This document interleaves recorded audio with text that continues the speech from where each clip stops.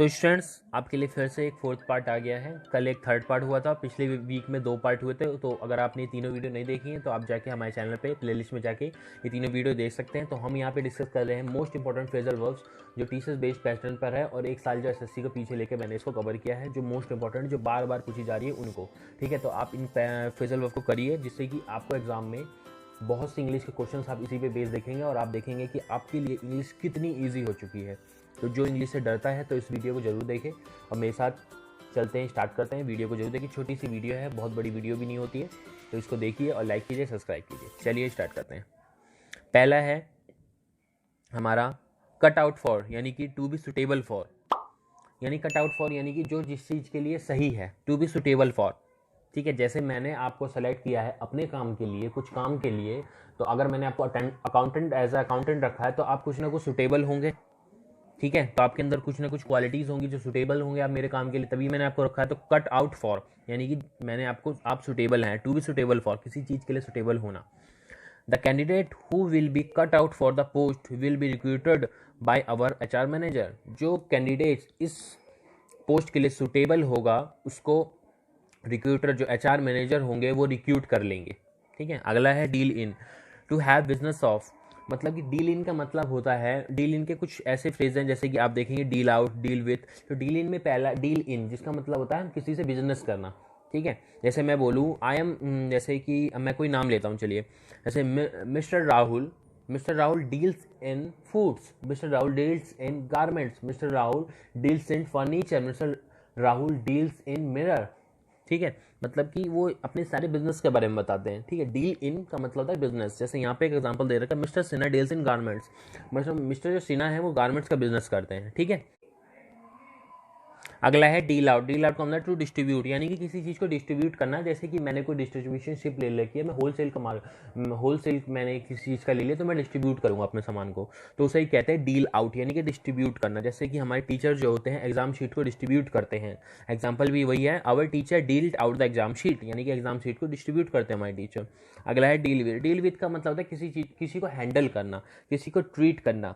जैसे कि मैं, अगर कोई कस्टमर आया है मेरे पास, मैं उसको किस तरीके से टैकल करता हूँ, किस तरीके से हैंडल कर रहा हूँ। ठीक है, my aunt deals with everyone in very kind way. मेरी जो आंट हैं वो हर किसी से बहुत ही काइंड वे में ट्रीट करती हैं, बहुत काइंड वे में हैंडल कर लेती है हर पर्सन को। ठीक है, ये भी एक आर्ट होती है। अगला है डू अवे विथ, यानी कि टू अबॉलिश या मर्डर। ठीक है, किसी चीज़ का खत्म कर देना या किसी का मर्डर कर देना। ठीक है, Hari was very disturbed with his family issue, he finally did away with it. तो डिड अवे मतलब कि हरी जो है ज़्यादातर अपनी फैमिली से बहुत ज़्यादा डिस्टर्ब रहता है अपने फैमिली इशू से, तो फाइनली उसने उस इशू को ख़त्म कर दिया। यहाँ पे मर्डर नहीं कर दिया अपनी फैमिली का, यहाँ पे उसने इस इशू को ख़त्म कर दिया। रॉन्ग मीनिंग मत निकाल लेना। अगला है ड्रॉप इन या ड्रॉप बाय, दोनों ही सेम मीनिंग एक्वायर करते हैं, ड्रॉप इन और ड्रॉप बाय। तो टू विजिट इनफॉर्मली, जैसे कि आप समझते हैं एक लौंडे होते हैं, हारने निकले, किसी दोस्त को क्या बोलेंगे भाई तेरे घर पे आ रहा हूँ, नहीं, सीधा घर पे खोल गेट, भाई आ गए हम मौज मस्ती करेंगे। तो अब इन्फॉर्म करके आते हैं दोस्त के घर पे, नहीं यार सीधा चले जाते हैं। टू विजिट इनफॉर्मली यानी कि बिना इन्फॉर्म किए आप किसी के यहाँ विजिट करें। ड्रॉप इन या ड्रॉप बाय, इसका मतलब मेरे साथ बोलिए, ड्रॉप इन या ड्रॉप बाय मतलब टू विजिट इनफॉर्मली। ठीक है, एग्जाम्पल है yesterday our principal madam dropped in class, यानी कि बिना इन्फॉर्मेशन के कल हमारी प्रिंसिपल मैडम थी क्लास में विजिट कर गई। अगला है एग ऑन, यानी कि टू मोटिवेट, किसी को मोटिवेट करना। सपोज मैं आपको कुछ समझा रहा हूँ, आपको मोटिवेट कर रहा हूँ, तो आप बोलेंगे एग ऑन। आपके पेरेंट्स आपको लाइफ में करियर के लिए कुछ मोटिवेट दे रहे हैं, बेटा आपको करना, आप कर सकते हैं लाइफ में कुछ अच्छा, तो वहाँ पे आपको मोटिवेट कर रहे हैं, यानी कि एग ऑन कर रहे हैं। Our parents always egg on us for our better career, यानी एग्जाम्पल है हमारे जो पेरेंट्स हैं हमेशा हमें मोटिवेट करते रहते हैं हमारे बेटर, अच्छे भविष्य के लिए, अच्छे करियर के लिए। ठीक है, फॉल फॉर यानी कि फॉल इन लव विथ, यानी किसी के प्यार में पड़ जाना, किसी के प्यार में गिर जाना। अब मीनिंग आप जैसा समझ पाए। जैसे जैक फेल फॉर जिल इन अर्ली स्कूल डेज, तो जैक था जो जिल के प्यार में अर्ली स्कूल डेज में ही पड़ गया था। आप किसी के प्यार में पड़े होंगे अर्ली स्कूल डेज में, बहुत लोग प्यार में पड़ जाते हैं अर्ली स्कूल डेज में। अगला है फेल आउट विथ, यानी कि हम, इसका मतलब है फेल आउट भी हो सकता है और फेल आउट विथ भी हो सकता है, जैसा कि क्वेश्चन की रिक्वायरमेंट हो। तो इसका मतलब क्वेरल विद, किसी से झगड़ा करते रहना। Example yesterday our neighbours fell out on trivial matters. तो ट्रिवियल का मतलब होता है बेतुका, बेढंगा, यानी कि एकदम खराब, जिसका कोई मतलब ही नहीं है। ये कल हमारे जो नेबर्स थे, हमारे जो पड़ोसी थे, वो लड़ाई कर रहे थे बेकार मैटर पे, बेफालतू के मैटर पे लड़ाई करे जा रहे थे।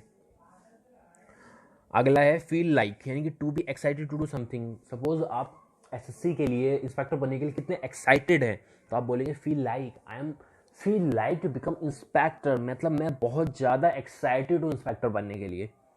तो सचिन लव्स क्रिकेट, सचिन जो है वो क्रिकेट को प्यार करते हैं। He feel likes to play it all time, मतलब कि वो हमेशा एक्साइटेड रहते हैं उसको खेलने के लिए।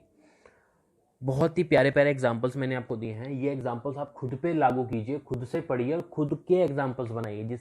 इसमें आप सोचेंगे सर इतना टाइम क्यों दूँ, बेटा ये टाइम देना पड़ेगा आपको।